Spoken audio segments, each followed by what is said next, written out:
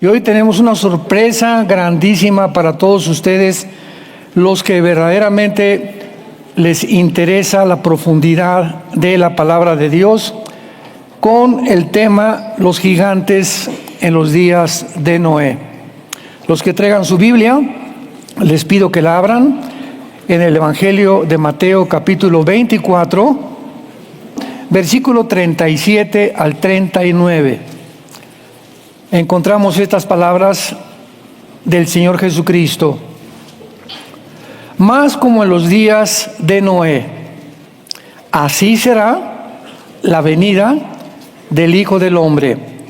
Porque como en los días antes del diluvio estaban comiendo y bebiendo, casándose y dando en casamiento, hasta el día en que Noé entró en el arca, y no entendieron, hasta que vino el diluvio y se los llevó a todos. Así será también la venida del Hijo del Hombre.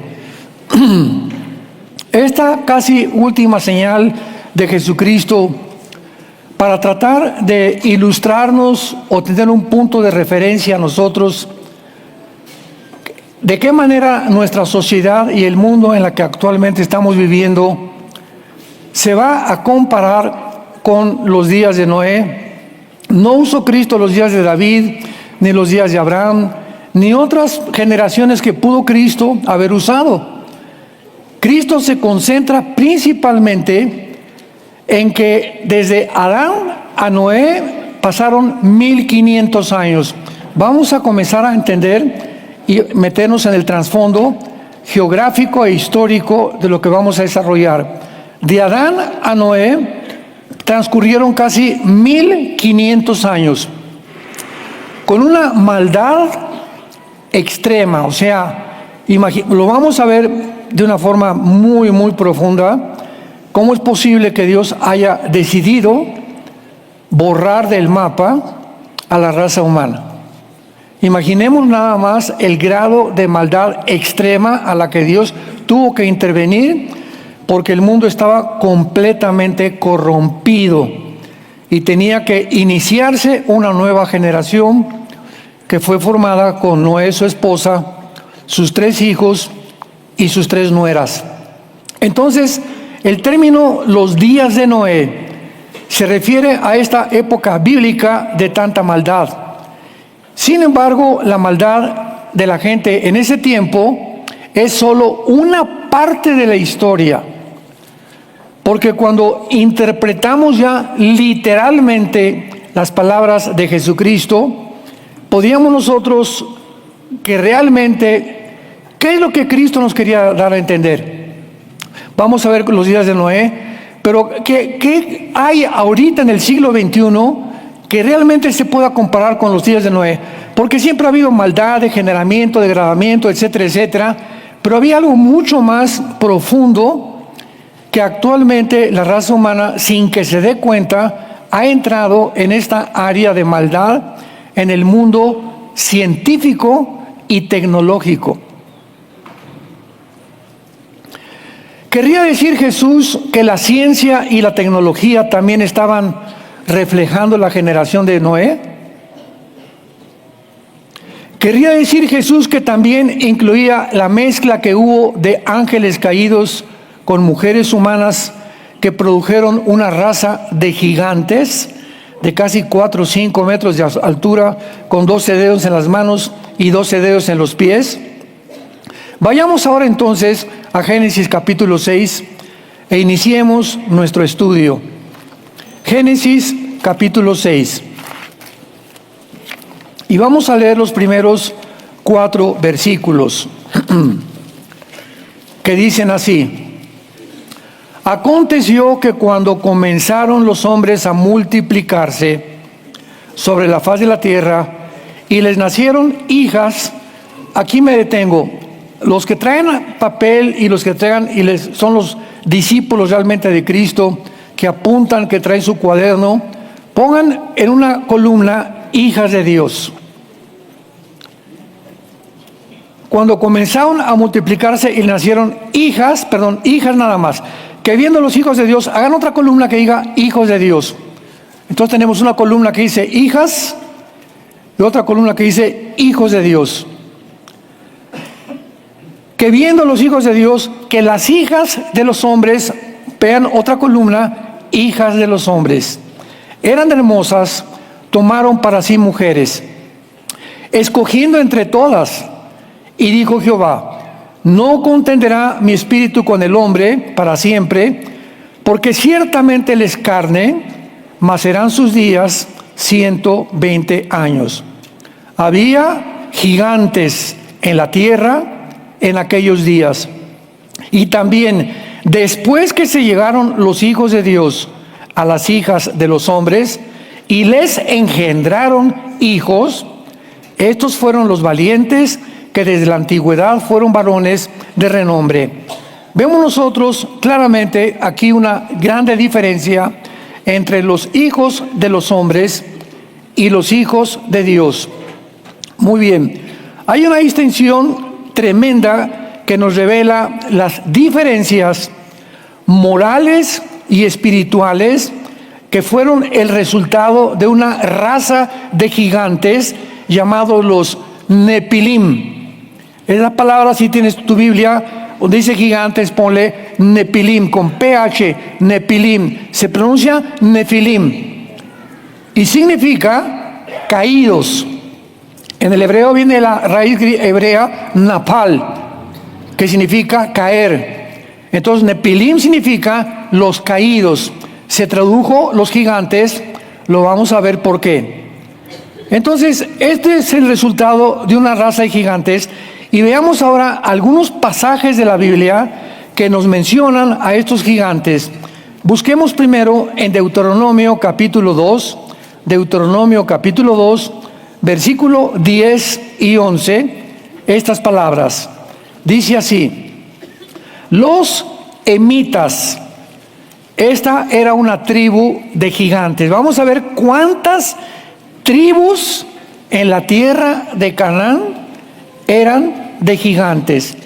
De qué manera se propagó esta raza de gigantes por todos lados e inclusive llegaron a México. Llegaron a Egipto. Llegaron a Machu Picchu en Perú. Llegaron a Inglaterra. Y cuando veamos después todas estas construcciones de pirámides, que cómo es posible que hace 4,000, 5,000 años las pirámides de Machu Picchu tengan una relación con las pirámides de Giza de Egipto, con la sabiduría que tenían los mayas en México, que hicieron el calendario de 365 días sin telescopio, sin computadora, sin ningún artefacto de la tecnología moderna. Las piedras de Stonehenge en Inglaterra. ¿Cómo es posible que se hayan puesto de acuerdo en aquel tiempo razas o civilizaciones? No había ni siquiera internet, no había teléfono, no había nada.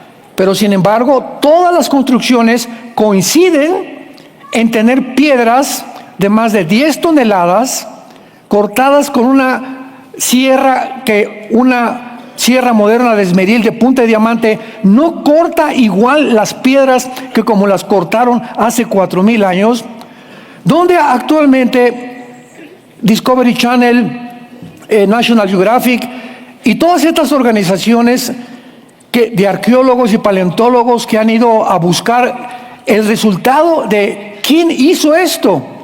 Bueno, yo vi toda la serie de Discovery Channel que se llamó, ¿verdad?, Los Extraterrestres, y fue a la conclusión que llegó el arqueólogo más grande del mundo, que se llama Graham Hancock.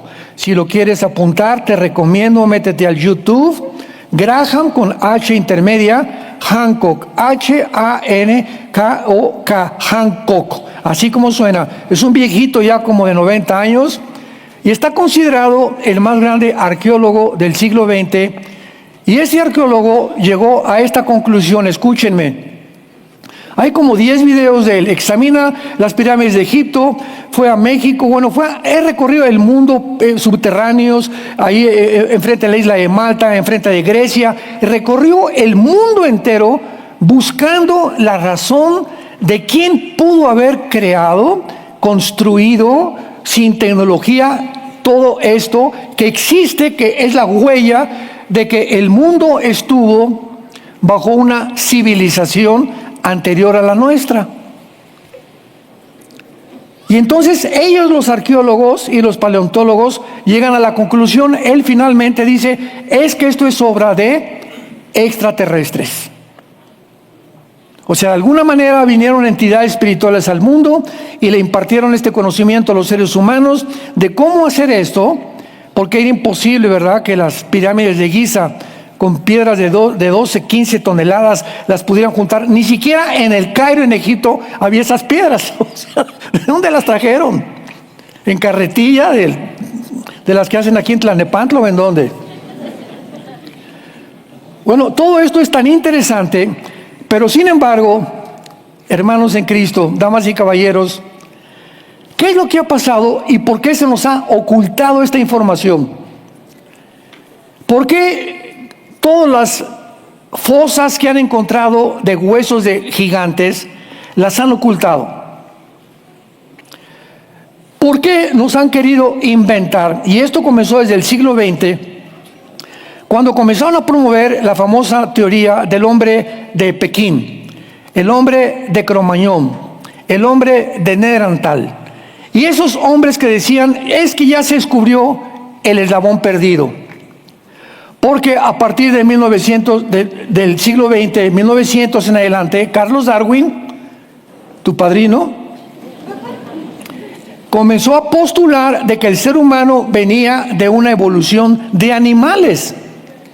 Y que desde la amiba, ¿verdad?, se produjeron todo lo que veníamos, todos somos el resultado de una evolución fortuita y accidental. Entonces entró a las universidades, en todas las universidades del mundo, Columbia, Harvard, Princeton, Yale, Oxford, la que me quieras mencionar, aquí en México y en todos lados, todos comenzaron a enseñar en la secundaria, en la preparatoria y en la universidad ya comenzaron a enseñar la teoría de la evolución. Comenzaron a sacar revistas que se atrevieron así de este tamaño a poder decir que la evolución era científica. De ese tamaño era la mentira. Y nunca se imaginaron que ya en 1860 un hombre llamado Gregorio Mendel había descubierto las leyes de la herencia, y mezclando ciertos chícharos se descubrió que había algo que se transmitía de una semilla a otra semilla y que era exactamente del mismo color, pero cuando quería cruzar una semilla con otra semilla de otro árbol, por ejemplo una uva, semilla de uva con una naranja, ya no podía funcionar. Había algo que estaba impidiendo la mezcla de dos semillas. Bueno, se enterró estos conocimientos de este científico y llegamos a 1954. En 1954 del siglo pasado, dos científicos llamados el doctor Crick, con CK Crick, y el doctor Watson, les dieron el premio Nobel de Medicina por descubrir la molécula del ácido desoxirribonucleico. En otras palabras, el ADN, o el DNA en inglés. Y estos científicos ganaron el premio Nobel de Medicina el siglo pasado porque descubrieron que es imposible la mutación de una especie a otra especie, que es lo que están esperando, el eslabón perdido. Entonces, si tú mezclas el esperma de un caballo con una burra, o cruzas a un caballo con una burra, ¿qué nace? Una mula. ¿Por qué? Porque se violó una ley genética que ya se expuso abierta y científicamente al mundo. ¿Y qué fue lo que nació? Una mula. Pero el resultado de la mula es que es híbrida. ¿Por qué? Porque ya no se puede reproducir. Y es increíble que la Biblia comience en la primera página de la Biblia, Génesis capítulo 1, del 11 al 12, que Dios comienza este libro maravilloso estableciendo, postulando las leyes de la herencia. Veamos rápidamente, ahorita regresamos a Deuteronomio, Génesis capítulo 1. Vean ustedes qué maravilloso libro tenemos en las manos. La primer página de las Sagradas Escrituras. Esto para que se lo muestres a tu maestro de historia que todavía cree en Chita. Dice el versículo 11, Génesis 1, versículo 11. Después dijo Dios: produzca la tierra hierba verde, hierba que dé semilla, árbol de fruto que dé fruto según su género. Vayan subrayando según su género. Que su semilla esté en él sobre la tierra. Y fue así. Produjo pues la tierra hierba verde, hierba que da semilla según su naturaleza. Árbol que da fruto, cuya semilla está en él, según su género. Y vio Dios que era bueno, y fue la tarde y la mañana, el día tercero. Dios puso aquí hace aproximadamente 3.500, 4.000 años que se escribió el libro del Génesis por Moisés, estas leyes inexorables que hasta el siglo pasado las descubrimos.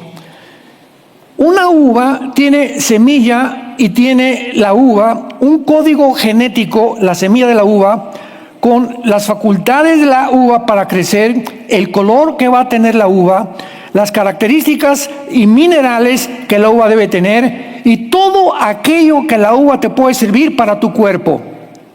La semilla de la naranja tiene características, ¿verdad?, de vitamina C, etcétera, etcétera, la del chabacano, y todas, absolutamente todas las frutas tienen una semilla, ¿correcto? Y ninguna semilla se puede mezclar con la otra. No puedes mezclar una semilla de la naranja con una semilla de la uva porque va a resultar algo híbrido. Entonces vemos que esto es lo mismo en los animales. El esperma de león nunca va a producir caballos. Los equinos, o sea, los caballos, van a ser percherones, cuarto de milla, caballo árabe, por lo que tú quieras, pero son equinos. Los perros van a producir perros. Nunca un perro se va a cruzar con una gata. Porque aún los pelos de la gata y los pelos del perro o los pelos del caballo tienen el código genético ADN, que impide la mezcla de dos espermas. Y esto derrumbó completamente la teoría de la evolución.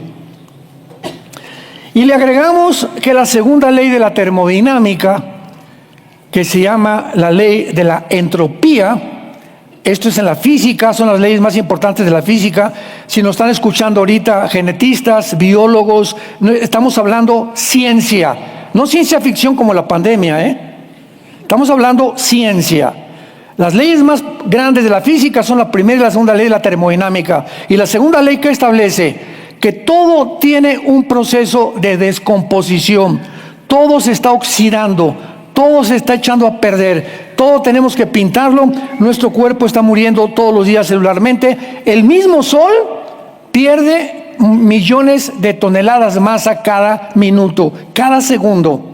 Hay estrellas que volteamos al cielo y vemos la luz, pero ya no existen esas estrellas, ya desaparecieron. Lo que nos alcanza a llegar es la luz nada más. Todo en el universo está bajo una ley que físicamente se llama la ley de la entropía. Y la Biblia, hace 2000 años, le llamó la ley de la corrupción. Romanos capítulo 8. Todo está bajo una ley que todo tiende a corromperse. Tu carro tienes que cambiarle el aceite, tienes que pintarlo, tu casa también. Todo absolutamente está en el universo envejeciéndose o echándose a perder. Esto impide la evolución. O sea, la evolución habla que vamos de menos a más, ¿verdad? Es evolucionar. Y la misma ciencia y la Biblia nos habla que es al revés, vamos de más a menos. Porque ese conocimiento que tenían hace 4.500 años los hombres, no pudo haber sido el hombre de Pekín, ¿verdad? Ni el de Cromañón, ni el de Neandertal. Porque se descubrió en el Museo Británico de Historia en Londres de que todos estos disque huesos que encontraron, que era el hueso de un animal junto con el hueso de uno, con el húmero de un hueso humano, produjeron el hombre de Pekín, eran fraudes intelectuales. Fueron fraudes intelectuales todos, que los inventaron para poder respaldar la teoría de la evolución. Entonces, el mundo se llenó de mentiras como estamos actualmente llenos de mentiras. ¿Por qué han ocultado los huesos de los gigantes? ¿Por qué han ocultado todo lo que estamos viendo nosotros? Por una simple y sencilla razón. Si el mundo descubre que hace 4.500 años el hombre más inteligente no era el cavernario Galindo, ni tampoco venimos de, ¿verdad?, de las grutas de Cacahuamilpa, tampoco, no salimos de ahí tampoco, y que tuvieron la capacidad de inventar, como los mayas, un calendario de 365 días que sobrepasa la capacidad del mundo científico del siglo XXI de poder desarrollar algo sin telescopio, sin calculadora, etcétera, etcétera. Es porque estos hombres, hace 4.500 años, eran mucho más inteligentes que nosotros, tenían mejor tecnología que nosotros. Ahí están las pirámides de ejemplo. Tenían una capacidad del universo, porque todas las pirámides están orientadas hacia los puntos cardinales. Todas las pirámides del mundo están orientadas exactamente a los puntos cardinales del mundo, al norte, sur, este y oriente. ¿Cómo pudieron ellos lograr esto sin tener la capacidad que tenemos nosotros? Entonces, no eran tan brutos como creíamos. Entonces, ¿de dónde sacaron al hombre de Pekín, al hombre de Cromañón? Y que vamos evolucionando. Si tú vas al Museo Británico de Ciencia Natural en Londres, mi esposo y yo estuvimos, ¿sabes?, como 8 o 10 años ahí. Todo el primer piso del museo en Londres, todo el primer piso está dedicado a la evolución. Y cuando entras, ves un cráneo chiquito, luego uno grandote, luego otro así como huevo para atrás, y otro, y te dice el museo, todo esto es la evolución. El hombre estaba así, parece el de chango, y era uno de chita, pero clarísimo que era de chita. ¿Qué de hombre ni qué de hombre? Pero todas puras mentiras. Y el guía que nos llamó, yo le dije, ¿cómo pueden ustedes propagar tantas mentiras cuando contradicen la misma ciencia? Y se volteó a mí y me dijo, mire, si no le guste, le devolvemos su dinero y sálgase del museo.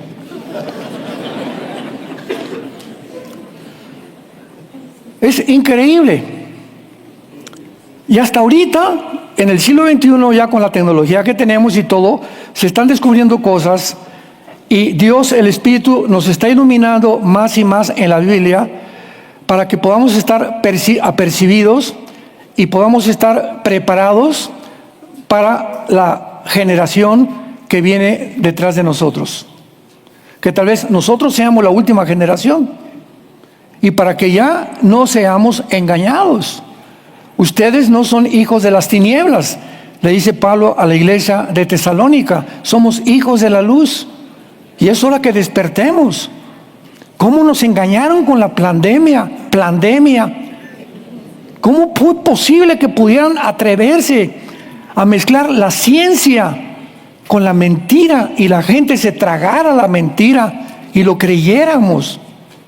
¿Cómo es posible que el mundo haya llegado a ese punto? Es que esto es la repetición, como dijo el escritor Agustín Laje, ¿verdad?, a un libro que acaba de escribir que se llamó Generación de Idiotas.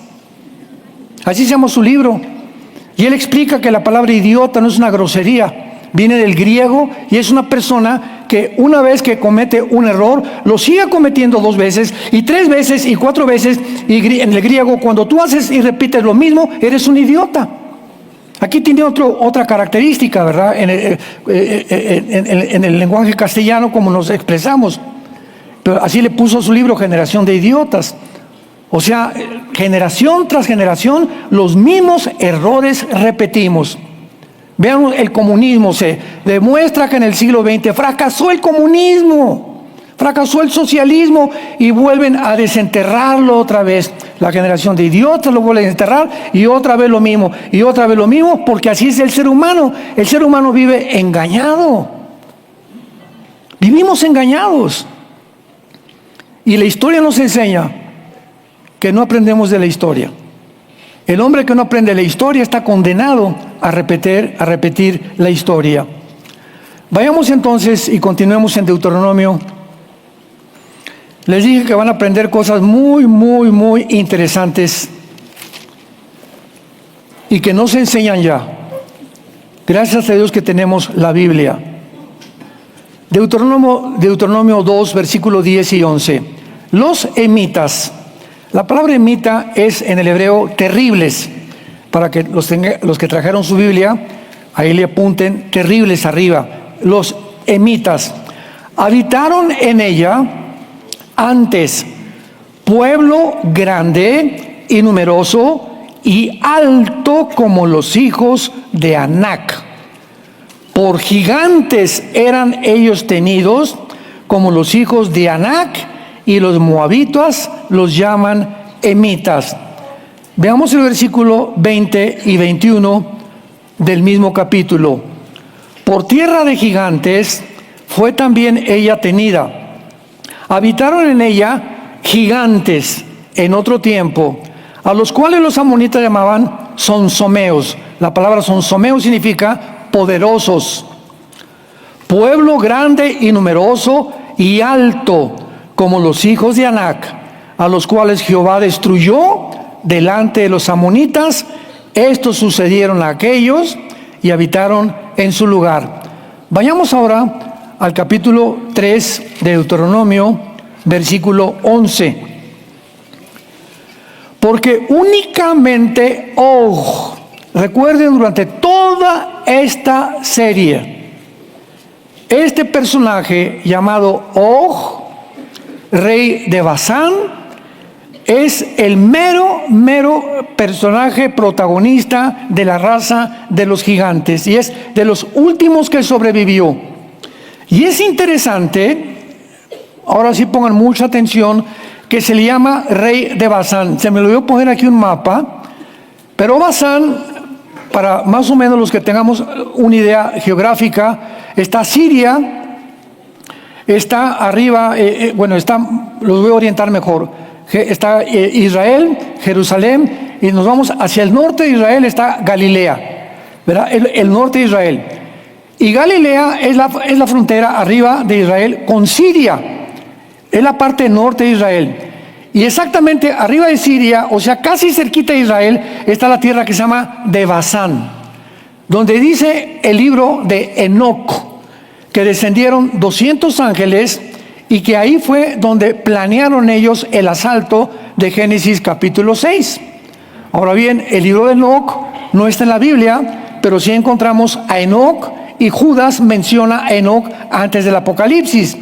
Y si tú lees el libro de Enoc, no se incluyó en la Biblia porque fue descubierto 300, 400 años después de que se hizo el canon, pero el 90% del libro de Enoc coincide con toda la angeliología. O sea, todo lo que la Biblia dice de los ángeles coincide con el libro de Enoc, pero con mucha más información. Bueno, esto es lo que se llama Basán. Entonces Basán está cerca del monte Hermón, y el monte Hermón es el monte claramente donde estos ángeles descendieron. Y ahí fue precisamente cerca del monte Hermón cuando Jesucristo le dijo a Pedro: ¿quién dicen los hombres que yo soy?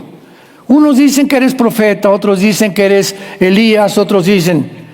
Y le dijo Jesús a Pedro: ¿y tú quién dices que yo soy? Y Pedro contestó: tú eres el Hijo de Dios, el Hijo del Dios viviente. Y Jesús le contesta: bienaventurado seas, Pedro, porque las palabras que están saliendo de tu boca no salieron de ti. El Espíritu Santo te ha iluminado y les ha mostrado a ustedes quién soy yo verdaderamente. Entonces, qué interesante que Jesús, en el monte donde los ángeles iban a iniciar un ataque contra el pueblo de Dios Israel, Jesucristo ahí los desafía y les dice: díganle a los ángeles, en otras palabras, ¿quién soy yo? Tú eres el Cristo, el Hijo del Dios viviente. Ahí desafió Cristo a los potestades y a las tinieblas. Ven, cuando profundizamos en la Biblia, encontramos cosas muy, pero muy interesantes. Vayamos ahora al libro de los Números, capítulo 13. Números, capítulo 13. Y veamos lo que la Biblia dice en el versículo 33. En este capítulo de Números 13 encontramos a los espías que Moisés mandó a Canaán. ¿Se acuerdan? Aquí el pueblo de Israel todavía no entraba a la tierra de Canaán. Entonces mandaron espías para ver qué tipo de personajes eran sus enemigos, qué información podían tener para poder abordar la conquista de la tierra de Canaán. Entonces, la mayor parte de los espías que mandó Moisés, ¿qué sorpresa se llevaron cuando se asoman a Canaán y estaba llena de gigantes? Y les da un susto tan grande a los espías de Moisés que sigamos leyéndolo. Versículo 31. Mas los varones que subieron con él dijeron: no podremos subir contra aquel pueblo, es más fuerte que nosotros. Y hablaron mal entre los hijos de Israel de la tierra que habían reconocido, diciendo: la tierra por donde pasamos para reconocerla es tierra que traga a sus moradores, y todo el pueblo que vimos en medio de ella son hombres de grande estatura. También vimos allí a los Nefilim, a los gigantes, hijos de Anac, raza de los gigantes. Y éramos nosotros, a nuestro parecer, como langostas, y así les parecíamos a ellos. Vemos nosotros que entonces el pueblo de Dios, ¿a dónde iba dirigido? A una tierra que se llamaba la tierra de Canaán, o la tierra prometida. ¿Quiénes eran estos Nefilim? ¿O qué propósito, uno de los tantos propósitos que tuvo Satanás de mezclar la genética humana con entidades espirituales y producir esta raza de gigantes? Impedir que el pueblo de Israel entrara a Canaán. Los más grandes enemigos de Israel para entrar a Canaán eran los gigantes. Los vieron: no vamos a poder pelear contra ellos. Vamos a ver más tarde la historia famosa de David y Goliat, que peleó con uno de estos Nefilim y lo venció. Entonces vayamos ahora a Primera de Crónicas, capítulo 20. Los estoy llevando, hermanos, a los principales pasajes de la Biblia que mencionan a los gigantes, para que tengamos primero una visión general de que estos gigantes eran algo real. Primera de Crónicas 20, versículo 4 al 8. Después de esto aconteció que se levantó guerra en Geser contra los filisteos, y Sibacai Husatita mató a Sipaí, de los descendientes de los gigantes, y fueron humillados. Volvió a levantarse guerra contra los filisteos, y el Hananán, hijo de Jair, mató a Lamí, hermano de Goliat, el que vamos a ver más tarde que mató a David, que David lo mató, era hermano de Goliat, Geteo. Geteo viene de Gaza, de la tierra de los gigantes, o lo que es actualmente Gaza, la tierra de Hamás. ¿Habrá alguna conexión? Nos estamos acercando muy rápidamente a misterios no hay coincidencias en la Biblia. ¿Saben cuál es uno de los secretos de la Biblia? Encontrar las conexiones. O sea, tú encuentras la guerra de Gog y Magog. No podemos interpretar la guerra de Gog y Magog, si es o no la tercera guerra mundial, si no tenemos a Zacarías, a Joel y Apocalipsis?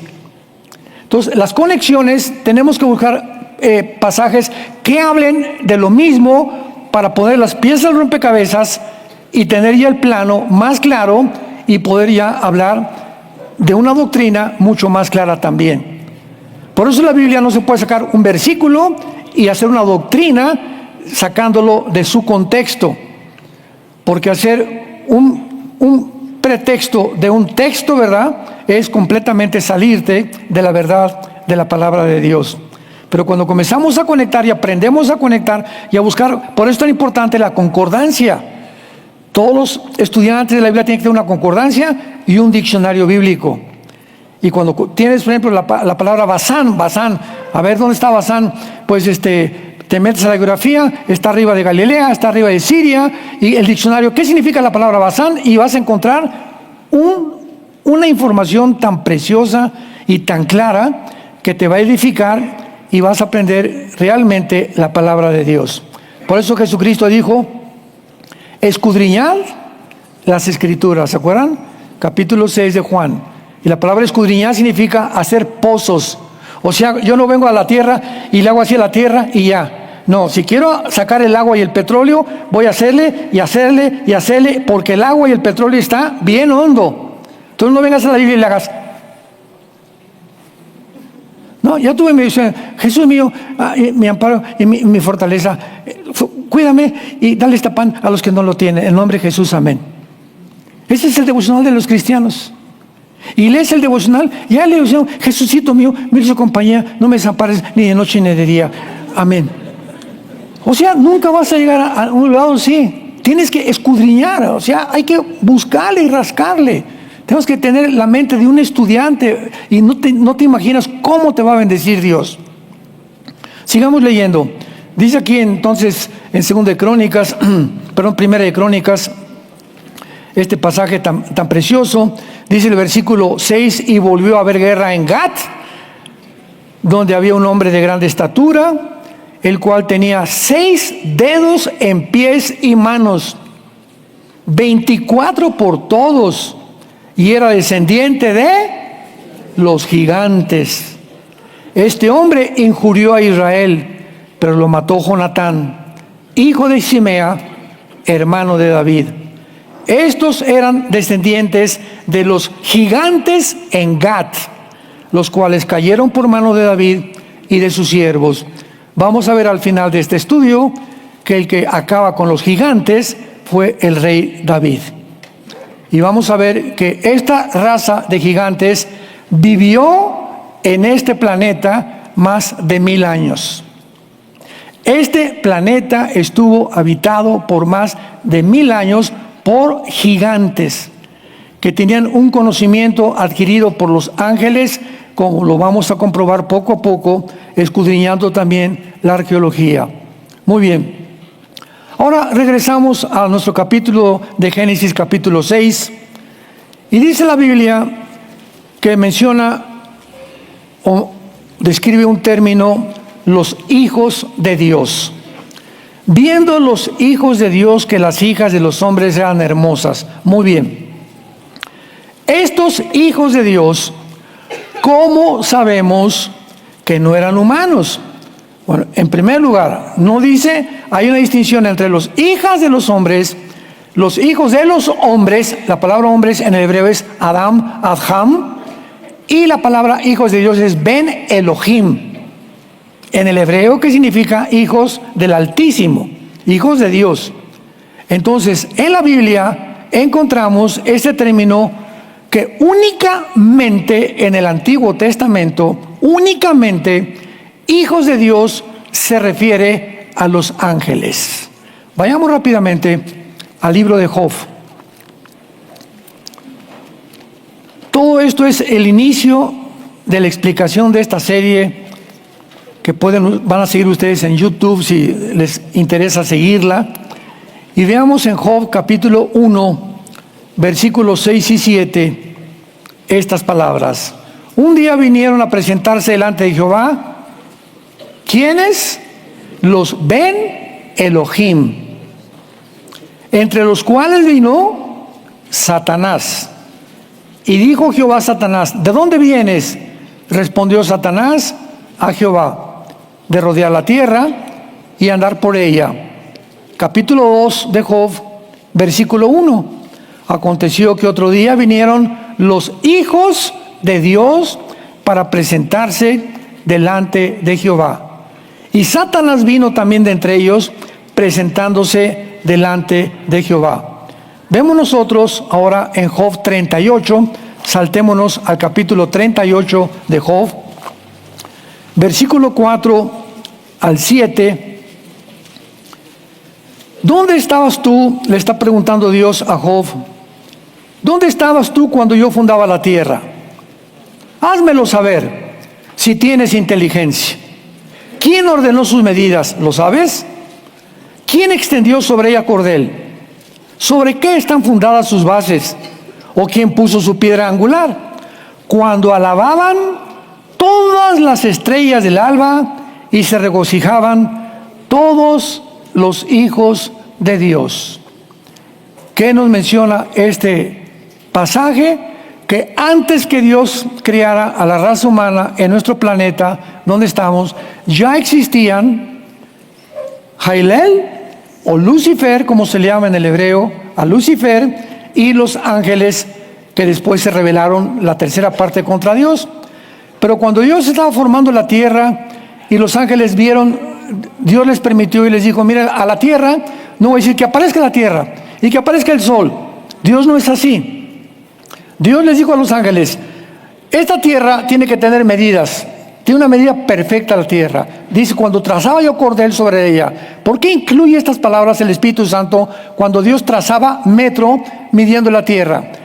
Y la tierra va a tener un movimiento de 24 horas sobre su eje, permanente, nadie la va a empujar, va a ser algo milagroso. Y la voy a lanzar 365 días alrededor del Sol para que haya 4 estaciones de acuerdo a su cercanía o lejanía del astro solar más grande de nuestra sistema solar. Entonces, todo esto lo vieron los ángeles. Imagínense el conocimiento que tienen de nosotros. Y cuando Dios crea a Adán y Eva, ¿quién estaba ahí de chismoso? El mismo Lucifer, ¿verdad? Satanás. Y ya Satanás tenía un conocimiento impresionante ¿de qué? De la genética, de cómo iba Dios a formar al ser humano, de cómo había un ADN dentro del ser humano. Y lo primero que quiso Satanás fue tratar de impedir, como lo vamos a ver, que naciera el Mesías, alterando la genética humana. Y todo comienza a cobrar sentido y podemos entender claramente la palabra de Dios por qué pasa lo que pasa. Ahora vayamos a Génesis capítulo 3. Estamos ida y vuelta, ¿verdad? Génesis capítulo 3, versículo 15. Y vamos a ver uno de los versículos más misteriosos, más controversiales de toda la Biblia, y que a la luz de los descubrimientos de la genética actual comienzan a cobrar sentido. Génesis 3, versículo 15. Y pondré enemistad entre ti y la mujer, entre tu simiente y la simiente suya. Esta te herirá en la cabeza y tú le herirás en el calcañar. Esta es la primera promesa en la Biblia, de la venida del Mesías. Pero esta promesa está involucrada con la genética, con la biología, con la geografía y con la mayor parte, ¿verdad?, de muchas disciplinas académicas que ahora en el siglo XXI cobra sentido para nosotros. Para poder entenderlo esto, necesitamos un poquitín del significado de las palabras originales hebreas, porque esas son las que nos dan muchísima más luz acerca de lo que está queriendo decir la Biblia. En primer lugar, dice Dios que iba a poner enemistad. Es la palabra Eva, con B grande, no con B chica, con B grande a Eva en el hebreo, así Eva, que significa un pleito o envidia continua continua durante toda la historia. Va a haber una guerra continua entre toda la historia. Veamos en primer lugar, ¿entre quién y quién? ¿Quiénes van a ser los contrincantes? Ojo, va a haber una guerra continua entre Satanás y las mujeres. Va a haber una guerra continua entre Satanás y la mujer.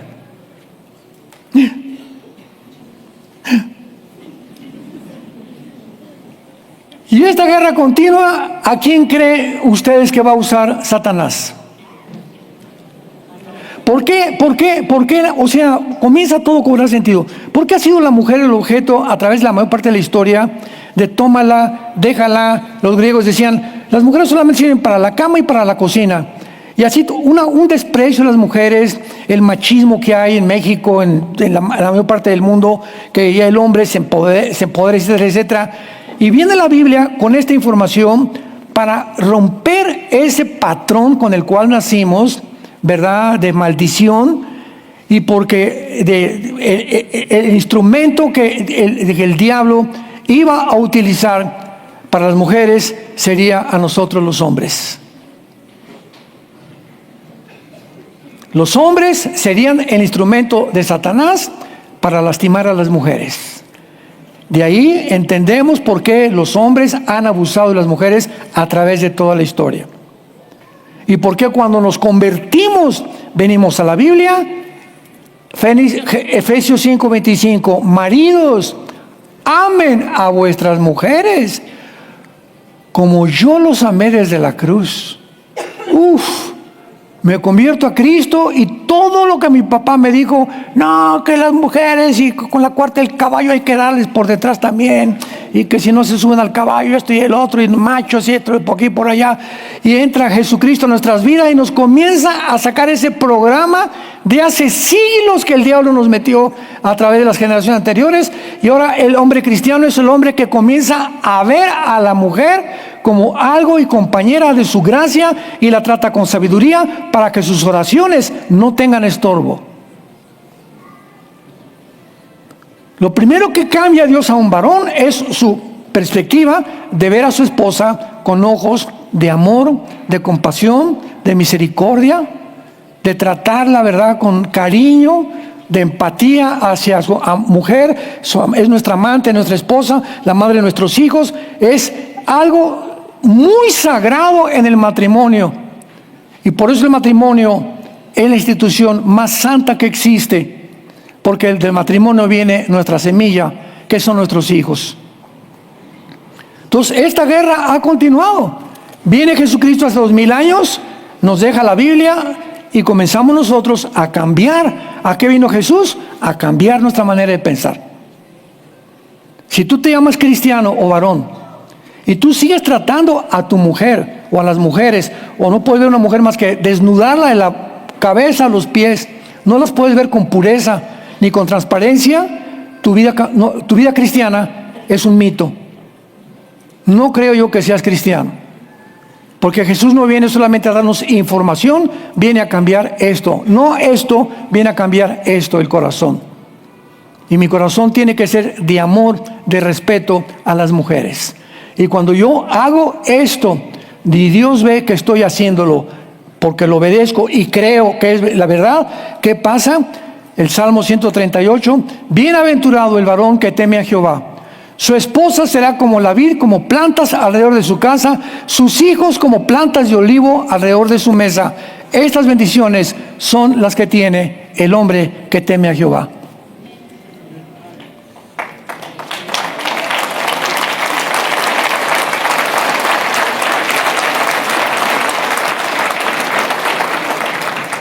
Escúcheme, varones. Primera de Pedro 3:18. Memorízalo y pon un cuadro ahí, pégalo arriba de tu cama. Primera de Pedro 3:18. Varones, amar a vuestras mujeres con sabiduría, tratando a la mujer como vaso más frágil, para que tus oraciones no tengan estorbo. Mientras Dios vea que tú no tratas a tu esposa, o una relación equivocada, que el varón tenga con su esposa, dice Dios, no me vengas a pedir nada. Ay, Jesucito mío, sana mi pancita, sana mis ojos, dame un mejor trabajo, hoy prospérame en trabajo. Nada. Que nada. Vaya con su esposa y pídale perdón. Y humíllate con ella y te voy a bendecir. Pero esto va más profundo todavía. Esta enemistad vendría porque, y lógico, ¿de quién nació el Mesías? Pues de una mujer. De una mujer.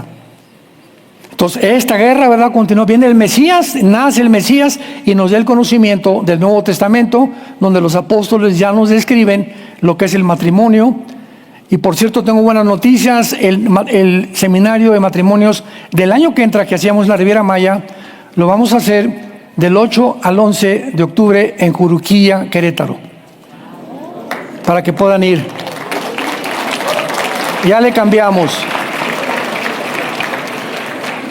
Un hotel hermosísimo y baratísimo que encontramos.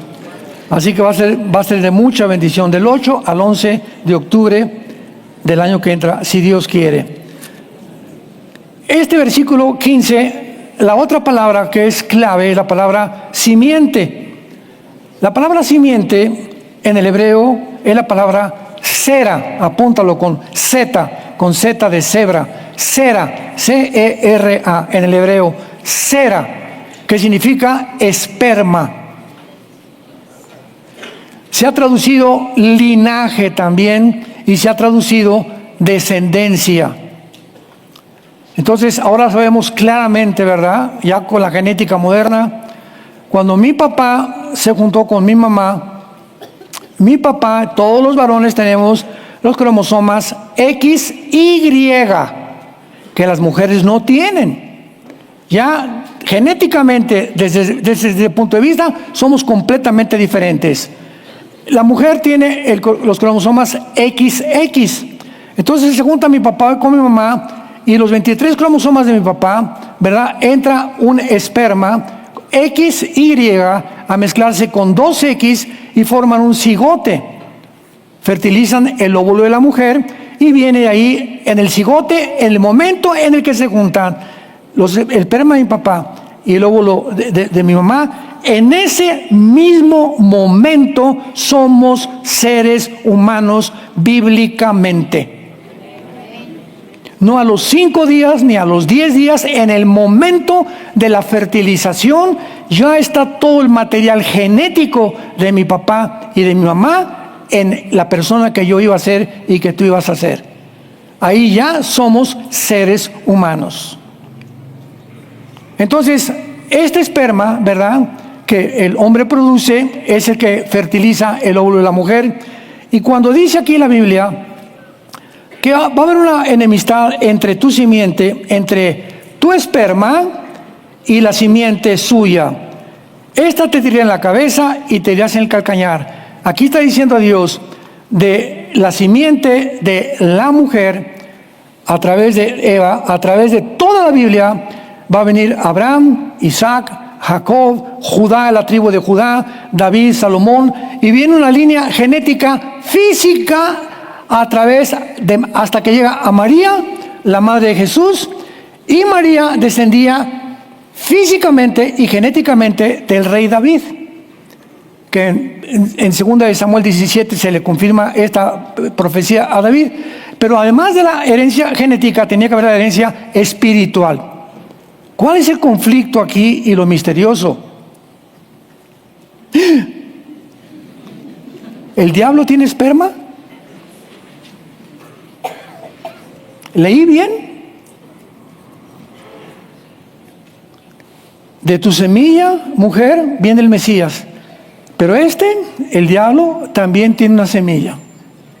Y de esa semilla, ¿verdad?, vendrá, ¿quién? El anticristo, que será la obra maestra final de Satanás, a quien finalmente Jesucristo, 2 de Tesalonicenses 2, del 5 al 8, lo matará con el resplandor de su venida. Ahora, qué interesante esto. Vamos a seguir rápidamente esto. Vamos a profundizar más después, se nos acabó el tiempo. Cuando Jesucristo se enfrenta a los fariseos Juan 8:44, llegan los fariseos a denunciarlo, a atacarlo a Jesucristo, y les dice Jesucristo, ustedes, escuchen lo que les dice, ustedes son hijos de vuestro padre el diablo.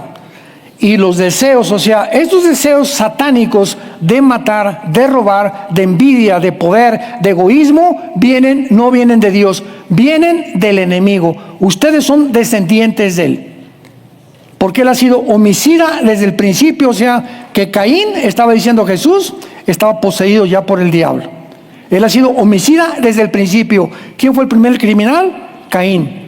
Y los deseos de vuestro padre queréis hacer. Luego vamos a 1 de Juan, capítulo 3, el apóstol Juan dice, porque Caín era del maligno.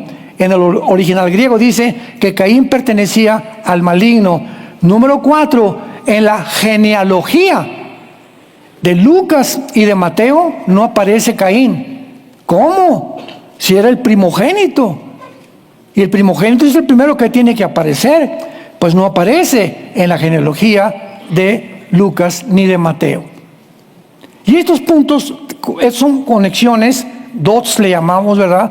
Que estamos uniendo y tenemos ya un panorama mucho más claro para poder comenzar a entender cómo estuvo la mezcla de los ángeles caídos con las mujeres. Pero sin toda esta información no podríamos llegar a ninguna conclusión. Esperemos la segunda conferencia.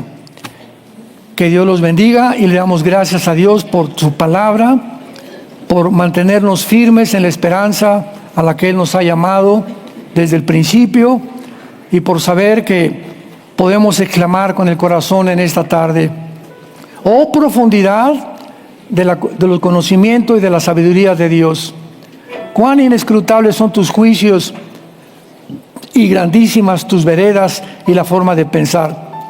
Oh Dios, danos un espíritu, Señor, de conocimiento en tu palabra. Danos un espíritu de revelación en tu conocimiento, Señor, con sabiduría e inteligencia espiritual, para que podamos exhortar, confortar, edificar a tu pueblo con la palabra de verdad. Y en esta mañana, entrégale tu vida a Jesucristo si tú todavía no la tienes. La Biblia te va a ser abierta, como nos ha sido abierta a los que comenzamos a comprender la profundidad de ella, y nos alegra el corazón de saber que es como una lámpara a nuestros pies, como una lumbrera en nuestro camino, que nos guiará por tierra firme y hacia la meta segura, al otro lado de la orilla, donde vamos navegando en un mar tempestuoso que es la vida y que es el mundo, pero que las tormentas del mar no nos impedirán llegar a donde nos está esperando el Señor Jesucristo, que puede convertirse en esta mañana en el Señor de tu vida y en tu Salvador, de tú y tu familia, en su nombre precioso. Amén.